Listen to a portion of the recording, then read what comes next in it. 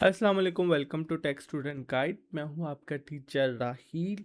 और आज हमारी क्लास है कि जिसके अंदर हम देखेंगे कि हम रिवॉल्ट बैंक अकाउंट से या यूएस के बैंक अकाउंट से अपने एन सेव अकाउंट के अंदर, फर्स्ट पे अकाउंट के अंदर या फिर एलिवेट पे अकाउंट के अंदर किस तरीके से पेमेंट सेंड कर सकते हैं। क्या ऑप्शंस होते हैं हमारे पास रिवॉल्ट के अंदर, या अगर आपको क्लाइंट को बताना हो कि भाई किस तरीके से उन्होंने आपके एन सेव अकाउंट के अंदर पेयोनियर या कोई भी ऐसा अकाउंट जो कि यूएस का आपको मिला हुआ है उसके अंदर पेमेंट सेंड करवा सकते हैं। तो चलिए स्टार्ट करते हैं।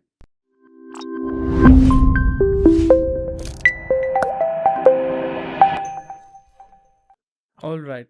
अच्छा, ये एक अच्छी चीज़ है। मतलब मुझे कुछ ज़्यादा ही पसंद आया कि एन सेव वालों की तरफ से जो है ना, मुझे एक ईमेल रिसीव हुई।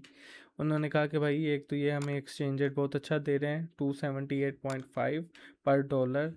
जो अदर है वो 276 प्रोवाइड कर रहे हैं, या फिर फर्स्ट पे वाले हैं वो इससे भी कम कर रहे हैं, 268 के करीब कर रहे हैं। तो वो अच्छा एक्सचेंज रेट नहीं है। तो इन्होंने एक तो कहा कि भैया आप एन सेव के ऊपर आएँ और हम अच्छा एक्सचेंज रेट भी दे रहे हैं। और उनको ये नहीं पता था कि मैं ऑलरेडी इसके ऊपर वीडियो बना चुका हूँ और मेरा अकाउंट है। तो उन्होंने एज आ गिफ्ट मुझे जो है वो एक अदद कार्ड जो है वो गिफ्ट किया है एन सेव का, जो कि हम देख रहे थे कि हमें $2 जो हैं वो रिसीव करने पड़ने थे रिवॉल्ट से। उसके बाद हमें वो कार्ड जो है वो हम ऑर्डर कर सकते थे। तो इन्होंने ये फ्री ऑफ कॉस्ट हमें प्रोवाइड कर दिया, तो ये इनकी अच्छी चीज़ है। तो अब हम जाते हैं सिंपल अपनी स्क्रीन के ऊपर और देखते हैं कि हम रिवॉल्ट से एन सेव के अंदर पैसे कैसे ट्रांसफ़र कर सकते हैं। ओके, तो ये हमारे पास हमारा एन सेव ऐप है। ठीक है, इसके अंदर हम गए हैं। ठीक है, जो इन्होंने कम्प्लीमेंट्री कार्ड दिया है वो हमारे पास यहाँ पे मौजूद है। ठीक है, अच्छा, अब हम जाएंगे सिंपल इसकी अकाउंट डिटेल्स के अंदर। ठीक है, अकाउंट डिटेल्स के अंदर देखें कि हमारे पास ये अकाउंट है और ये उसका राउटिंग नंबर है। सिर्फ दो चीज़ें ही हमें चाहिए होती है, और ये इसका बैंक एड्रेस है। सेम अकाउंट जो है वो हमें फर्स्ट पे भी प्रोवाइड करता है, और एलिवेट पे का भी कंफर्म नहीं है कि वो कौन से वाला अकाउंट प्रोवाइड करते हैं। अच्छा, ये जो अकाउंट्स होते हैं इनके अंदर रिसीविंग तो हो सकती है, और इनमें से आउट गोइंग बंद होती है। ACH जो पुल है वो नहीं होता, ACH पुश जो है ना वो इसमें अलाउ होता है। ठीक है, हम सिंपल जा रहे हैं रिवॉल्ट अकाउंट के अंदर। ठीक है, ये हमने अभी कल ही पेपल से पेमेंट कुछ मंगवाई है इसके अंदर। तो अच्छा, अब हम करते हैं पेमेंट। ठीक है, ये हमने कुछ ऑलरेडी पेमेंट सेंड की हुई है। अब हम यहाँ पे करेंगे प्लस, और यहाँ पे हम करेंगे कि रिवॉल्ट में कर रहे हैं, बैंक में कर रहे हैं, या कार्ड के अंदर पेमेंट भी हो जाती है यूएस के अंदर उसमें कर रहे हैं, या इंटरनेशनल वायर ट्रांसफ़र करना है। तो भाई हम कहते हैं कि हम बैंक के अंदर कर रहे हैं। ठीक है, अब ये क्योंकि ऑप्शंस हमारे पास नहीं दिखेंगे फॉर प्राइवेसी पर्पसेस, तो हम इस तरह करेंगे कि मोबाइल से इसकी स्क्रीन रिकॉर्डिंग करेंगे। अच्छा, ये हम आ गए हैं अपनी स्क्रीन के ऊपर। इसके अंदर हम देख रहे हैं कि कंट्री जो है वो हमारे पास यूनाइटेड नेशन आ रही है, और करेंसी भी हमारे पास USD आ रही है। हमें क्या करना होता है, हम सिंपल यहाँ पे अकाउंट नंबर देंगे और राउटिंग नंबर देंगे, और ये चेकिंग अकाउंट ही है, फर्स्ट नेम और लास्ट नेम। ठीक है, तो सबसे पहले हम, ठीक है, यहाँ से हमने कॉपी किया अकाउंट नंबर, पेस्ट किया, राउटिंग नंबर कॉपी किया, पेस्ट किया। ठीक है, चेकिंग अकाउंट ये है, नेम जो है वो क्या आ रहा है, रहील, लास्ट नेम अहमद। ठीक है, रहील अहमद आ गया। ईमेल एड्रेस ऑप्शनल है, आप ऐड भी कर सकते हैं, नहीं भी कर सकते हैं। ऐड अ रेसिपिएंट। ठीक है, स्टार्ट, ये है। अब आपसे एड्रेस इसका पूछ रहा है, निकालेंगे। ये हमारे पास एड्रेस है इसका, इसको हमने कॉपी किया। एक मिनट, हम इसके अंदर दोबारा से पेस्ट करते हैं एड्रेस, और ये नीचे वाला हम सेलेक्ट कर लेते हैं। ठीक है, ये हमारा एड्रेस है जो कि उन्होंने दिया होता है, ऐड अ रेसिपिएंट। ओके, ऐड हो चुका है। ठीक है, अब हमने सिर्फ़ और सिर्फ़ क्या काम करना है कि अब हमने इसके अंदर अमाउंट ऐड करनी है। तो भाई हम स्टार्टिंग के तौर पे $100 जो हैं वो ऐड कर रहे हैं, और क्योंकि इन्होंने भी मेंशन किया हुआ है कि हमें रिसीविंग के ऊपर कोई पेमेंट नहीं देनी पड़ेगी।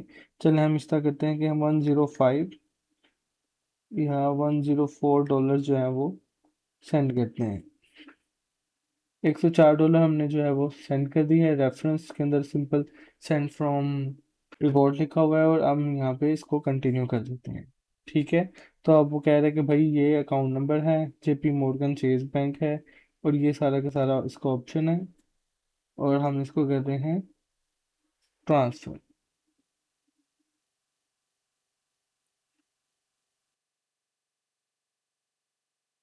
ठीक है, हमारे पास जो है वो पेमेंट यहाँ से सेंड हो चुकी है।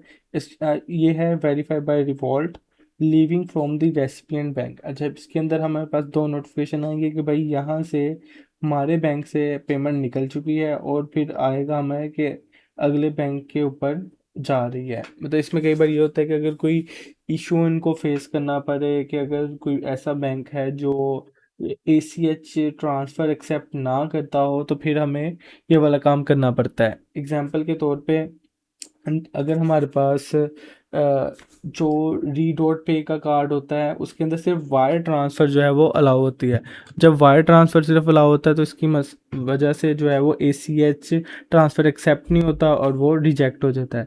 तो वो पहले ही आपको एक नोटिफिकेशन दे देता है कि भाई ये वाली ट्रांजैक्शन जो है वो कंप्लीट नहीं होगी। होप आपको ये वीडियो पसंद आई होगी कि इस तरीके से हम पेमेंट ट्रांसफ़र करते हैं, और जब हमें ये पेमेंट ट्रांसफ़र हो के आ जाएगी, तो नेक्स्ट इसी वीडियो के अंदर आपको वो दिख जाएगी। अच्छा, हमें जो है वो रिवॉल्ट से नोटिफिकेशन आया था फ्राइडे की रात को कि भाई उनकी तरफ से पेमेंट सेंड हो चुकी है ऑलमोस्ट 8-9 घंटे के बाद। और उसके बाद फिर हमारे पास ने एन सेव के अंदर ये रिसीव हो चुकी है। आज है डेट मार्च 15। ठीक है, 3 बज ये रात का टाइम है। ठीक है, ऑलमोस्ट। और ये आई है यस्टरडे, कल आई है 1:35 पे। मतलब को कल दोपहर को ही आ चुकी थी। मतलब कि समझ लेके कुल मिला के ज़्यादा से ज़्यादा 8-9 घंटे के अंदर रिवॉल्ट से ट्रांसफ़र हुई है, और 8-9 घंटे के अंदर ही हमें रिसीव हो गया है। अच्छा, अब ये नहीं मुझे समझ आ रही कि $106 क्यों आए हैं। $104 बेसिकली हमने सेंड किए थे, और मतलब $2 एक्स्ट्रा ही आए हैं भाई। शायद कोई प्रमोशन वगैरह चल रही होगी। ठीक है, तो ये हमारे पास ट्रांजैक्शन आ चुकी है। ठीक है, स्टेटस जो है वो ओके है, ACH डिपॉज़िट है। अच्छा, अब हम देखेंगे कि हम इसको ट्रांसफ़र कर रहे हैं पाकिस्तानी में। ओके, अच्छा, न्यू ट्रांसफ़र। और अच्छा, उससे पहले हम एक्सचेंज रेट जो है वो बल्कि यहाँ से दिख ही जाएगा हमें न्यू ट्रांसफ़र। और यहाँ पे जाके हम देख रहे हैं कि भाई USD के अंदर भी हम भेज सकते हैं, मतलब किसी को ACH ट्रांसफ़र करना हो जिस तरीके से हमें आए हैं, या फिर हम जिस तरह एन सेव से एन सेव अकाउंट के अंदर करने हैं वो भी कर सकते हैं, और साथ में पाकिस्तानी किसी भी बैंक अकाउंट में ट्रांसफ़र कर सकते हैं। और माशाल्लाह ये हमारे पास अदर डेस्टिनेशन भी है एक किस्म की, कि अगर आप यहाँ से किसी और मुल्क के अंदर भी पेमेंट भेजना चाह रहे हैं तो आप भेज सकते हैं। सेम ऑप्शन ये पेओनियर वगैरह के अंदर भी होता है। ठीक है, पेओनियर और एलिवेट पे वगैरह के अंदर भी होता है, लेकिन वो इतना ज़्यादा प्रोमिनेंट नहीं होता। ये थोड़ा सा ईजी इंटरफेस है। चलिए हम पाकिस्तान के अंदर ट्राई करते हैं। अच्छा, $100 अगर मैं करता हूँ तो $100 तक $0.5 चार्जेस हैं। ठीक है, ये नीचे आपको फ़ीस दिख रही है। अगर हम इसको 101 कर देते हैं तो वो 0.5 वाली फ़ीस भी ख़त्म हो जाती है। अच्छा, कंपैरिज़न इन्होंने बनाया हुआ है, और वो काफ़ी अच्छा है कि भाई इसके अंदर से मतलब $101 के हमें मिल रहे हैं 28,161 रुपये। मनीग्राम के अंदर भाई जो है वो 28,144 है। रिमिटली वाकई में इतना करता है 275 ठीक है, प्लस रिमिटली $1.5 जो है वो फ़ीस भी काट लेगा। बैंक ऑफ अमेरिका इतने कर रहा है, जूम इतने कर रहा है, वॉइस इतने कर रहा है। वॉइस मेरे ख्याल से इससे ज़्यादा करता है, यहाँ पे कम है, लेकिन चेज़ बैंक इतने करता है। तो ये काफ़ी अच्छा एक्सचेंज रेट जो है ना वो हमें प्रोवाइड कर रहे हैं। अच्छा यहाँ पे हम ऐड अ रेसिपिएंट करेंगे, ठीक है, वो बिजनेस है या फिर इंडिविजुअल है। भाई हमारा इंडिविजुअल है, ठीक है।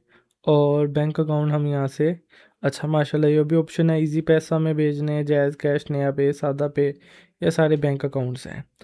चलें हम इजी करने के लिए फ़िलहाल इजी पैसा के अंदर कर लेते हैं, ठीक है। वैसे आमतौर पे मैं जो पेमेंट है ना वो लाइट बैंक या यूबीएल में भेज रहा होता हूँ, क्योंकि वो हमें पीआरसी दे रहे होते हैं, ठीक है। तो ईपीआरसी जो है ना वो फिर हमने साल के बाद अपने टैक्स रिटर्न में शो करना होता है, जिस पे हमें किसी किस्म का कोई टैक्स नहीं लगता। खैर ये भी प्रोवाइड कर देते हैं आप, ईपीआरसी जैज़ कैश वाले और इजी पैसा वाले दोनों प्रोवाइड करना शुरू कर दिए इन्होंने। अच्छा अब मैं चेक करता हूँ, make sure you have Raheel Ahmed, ठीक है, confirm recipient, what is this transfer for self pay out, ठीक है, सेल्फ पे आउट, और कैटेगरी क्या है वो फैमिली स्पोर्ट, ठीक है, ठीक है। और ये हमारे पास इसकी आ रहा है ऑप्शन, और ये हम इसको कर रहे हैं कंफर्म, ये हमने अपना पिन किया और ये हमारे पास पे आउट की रिक्वेस्ट ऐड हो गई है, ठीक है। $5 रह गए हैं। $5 जो है वो हम अपने कार्ड से जो है वो एक बार यूज़ करके भी देखेंगे कि भाई किस टाइप से होते हैं। और हम देखते भी हैं, ये हमने 3:25 के ऊपर जो है वो ट्रांसफ़र किए हैं, देखते हैं कि भाई कितनी के देर के अंदर ये पे आउट हमारे इजी पैसा अकाउंट के अंदर आ जाता है, ठीक है। होप सो आपको ये वीडियो भी पसंद आई। ओह माशाल्लाह ये हमारे पास आ चुका है अभी, तो पे आउट भी भाई इंस्टेंट है, ठीक है। तो वो भाई मेरी तरफ से तो 100% है कि हम इसको ही यूज़ करें।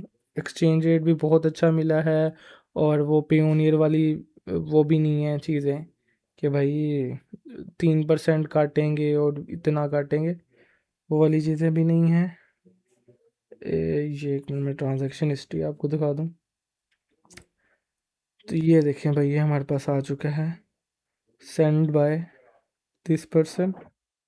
ये बैंक अल्फला के साथ इनकी कोई कोलैबोरेशन है, उधर से हमें आई है, ठीक है। अच्छा ये सारा काम हो गया, हमने विड्रॉ वगैरह भी सब कुछ देख लिया है।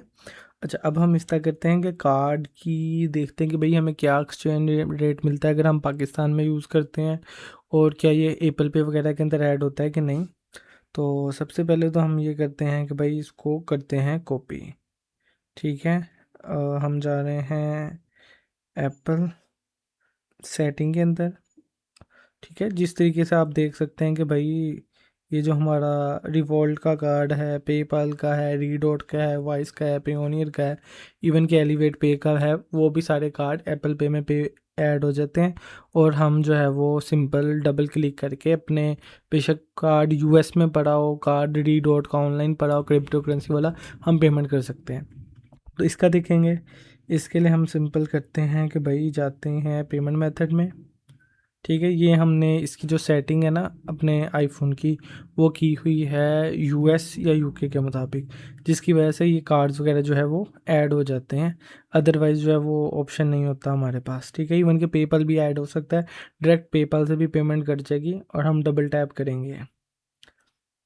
तो ये हमने कार्ड का जो है वो डिटेल्स ऐड की हैं, और मैं इसको कर रहा हूँ शो,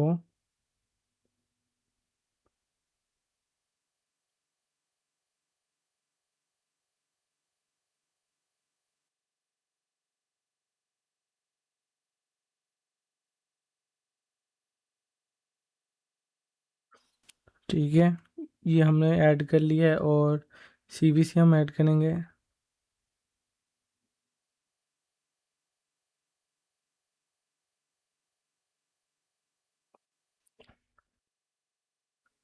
ये हमने ना डिटेल्स ऐड कर ली हैं, ठीक है। अब मैं इसे ओके करता हूँ। हम चेक करेंगे कि भाई ये ऐड हो सकता है। The payment method was decline, update it and a new payment method can be try up. अच्छा जी, तो भाई सीन ऐसे हुआ कि ये कार्ड हमारा जो है वो नहीं हुआ। ठीक है, इन प्रोग्रेस है, वैसे चेकिंग हुई है और वो डिक्लाइन हो गई है। ठीक है, मतलब एप्पल के अंदर फ़िलहाल तो नहीं यूज़ हो रहा। चलें, मतलब कि अब हम इसको किसी और जगह पे ट्राई करके देख लेते हैं। मतलब यूएसडी का कार्ड है तो डेफिनेट बात है कि इंटरनेशनल ट्रांजैक्शंस के अंदर तो यूज़ हो जाएगा।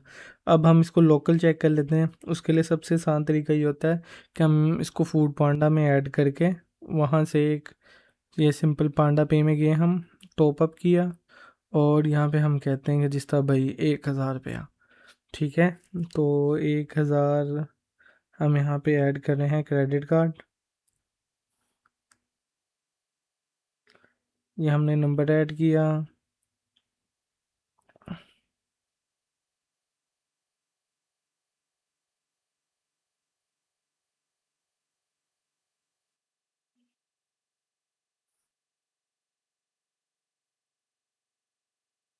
ठीक है, ये कार्ड ऐड हो गया और अब हम करेंगे 1000 रुपया टॉपअप। ठीक है, ये फूड पांडा पे गया है, फर्स्ट टाइम आमतौर पे ये करता है और आमतौर पे इंटरनेशनल ट्रांजैक्शंस जो है ना वो बगैर इसके हो जाती है। तो भाई हो गया 1000 रुपया टॉपअप हो गया है और अब हम जाके देखेंगे कि भाई एक्सचेंज रेट क्या लगा है, जो हमारा मेन मकसद है। ठीक है, तो हमारे पास टोटल लगे हैं 3.58। तो भाई हम देखते हैं कि क्या एक्सचेंज रेट लगा है।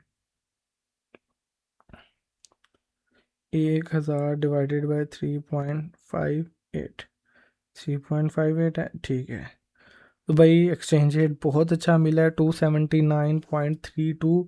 तो मतलब कि ये सबसे अच्छा एक्सचेंज रेट है।